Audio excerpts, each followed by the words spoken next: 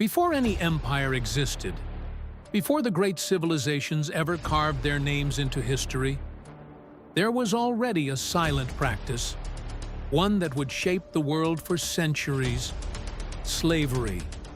But perhaps what you learned about it is not the complete truth. Because, unlike what many people believe, this system was not the same everywhere, nor did it function in the same way across all societies. And beyond that, there are details that are rarely discussed.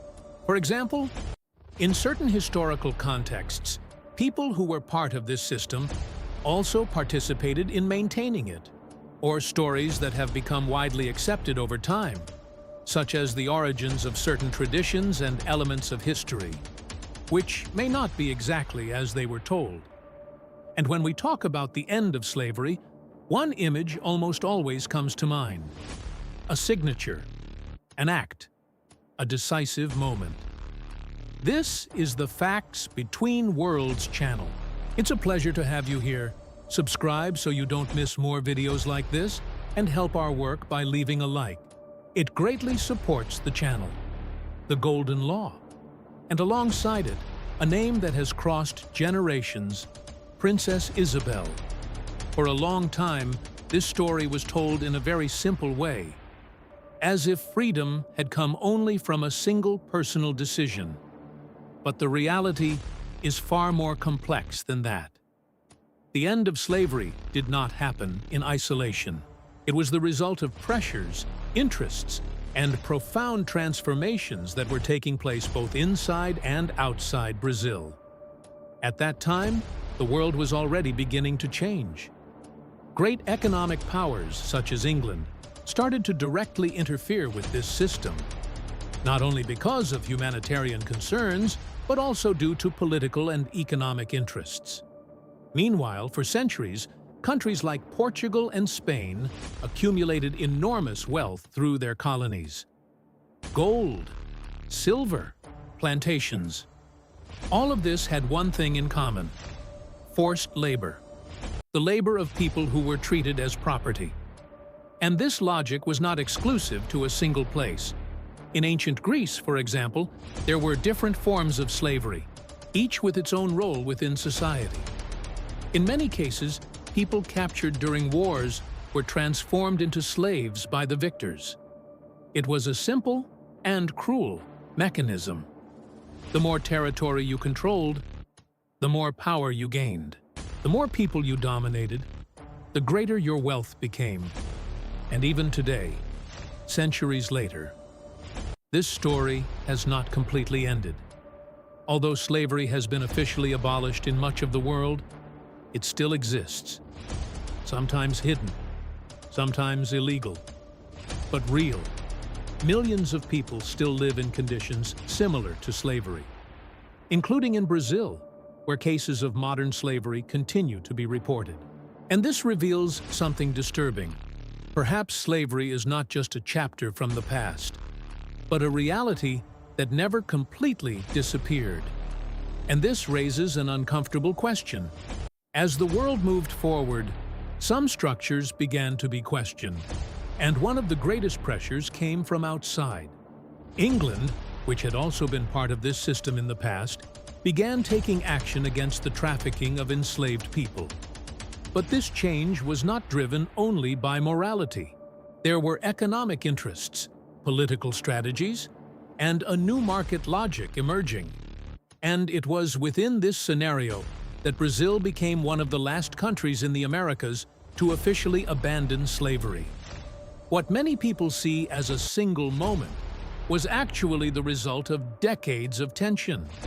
Abolitionist movements growing, enslaved people resisting, international pressure increasing, and only then came the signing of the Golden Law, not as an isolated gesture, but as the final point of a much more complex process. But not everything connected to this period is only about politics.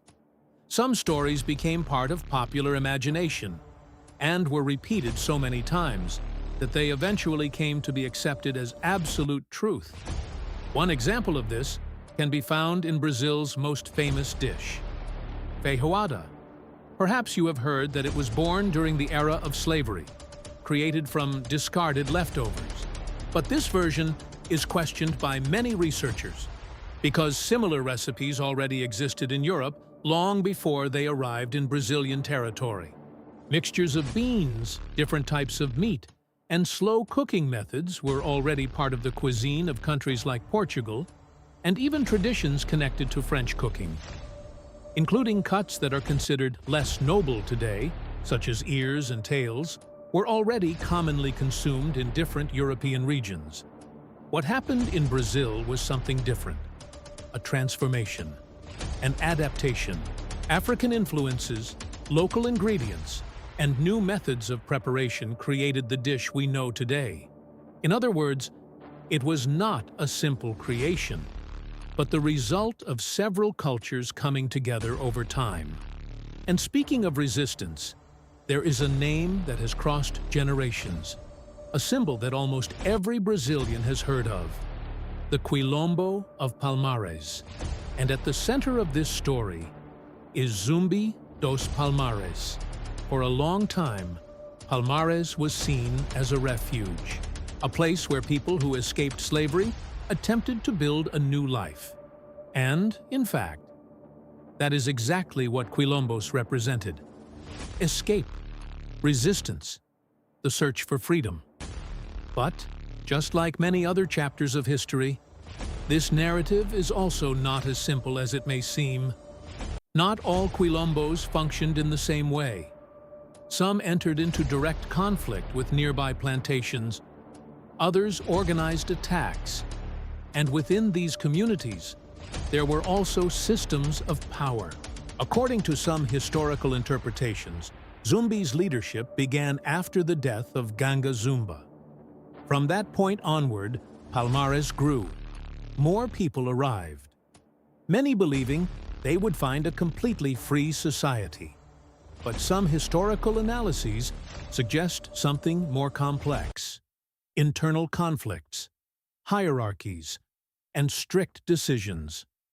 There are accounts suggesting that not everyone within Palmares lived under the same conditions. Some were considered free. Others, depending on the circumstances in which they arrived, could have been subjected to different forms of control. This does not erase Palmares' role as a symbol of resistance, but it shows that real history is rarely made only of heroes and villains. It is made of choices, contexts, and contradictions. And it is exactly this complexity that leads us to another rarely discussed point. Because to understand certain events in Brazil, we need to look beyond slavery itself. We need to understand the conflicts that came afterward, such as the Paraguayan War, one of the largest conflicts in South American history. A war that involved Brazil against Paraguay, led by Francisco Solano Lopez.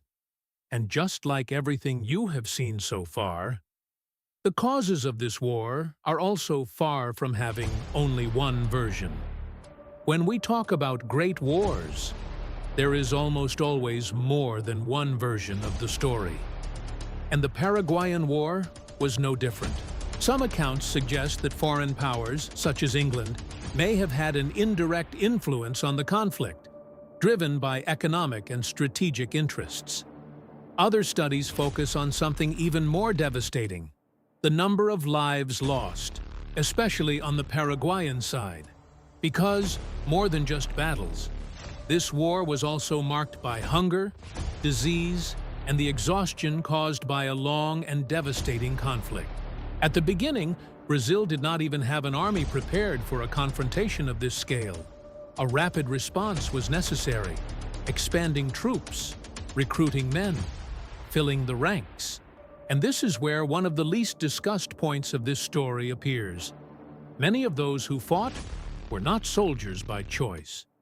They were people who lived under the condition of slavery.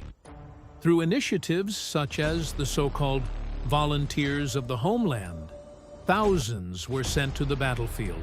For many of them, there was a promise: freedom after the war. A promise that, in the middle of chaos, became one of the few hopes they had. Their participation was decisive, and, at the same time, filled with contradictions. Because they were fighting for a country that had not yet guaranteed their own freedom. And when the conflict ended, what remained was not only victory or defeat. There were scars, deep marks that crossed generations and that, even today, are analyzed by historians from different perspectives. But there is another point that rarely enters these conversations. A very widespread idea, but an incomplete one. The idea that slavery throughout history affected only a single group of people. The reality is far more complex than that. Across different eras and different regions of the world, many peoples were subjected to slavery. Between the 16th and 19th centuries, for example, regions of North Africa carried out expeditions across the Mediterranean. People were captured, transported, and sold. Among them were Europeans. This shows that slavery was not an isolated system, nor was it exclusive to a single culture. It took different forms, depending on the location, the period, and the interests involved. Even within the African continent itself, internal systems of slavery already existed before the arrival of Europeans. And when the transatlantic slave trade began to expand, it did not involve only one side. Europeans organized routes, ships, and an entire large-scale transportation system. But at the same time, some African groups and leaders also participated in this process, capturing and selling people, which makes this chapter of history even more complex, because it cannot be explained in a simple way. There are not just two clearly defined sides. There are interests, conflicts, and decisions that shaped a system that lasted for centuries. Throughout all of this, there is one point that cannot be ignored. Slavery was not just a system. It was one of the most profitable businesses in human history.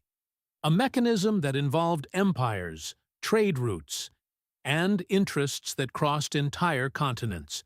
But that profit came with a price.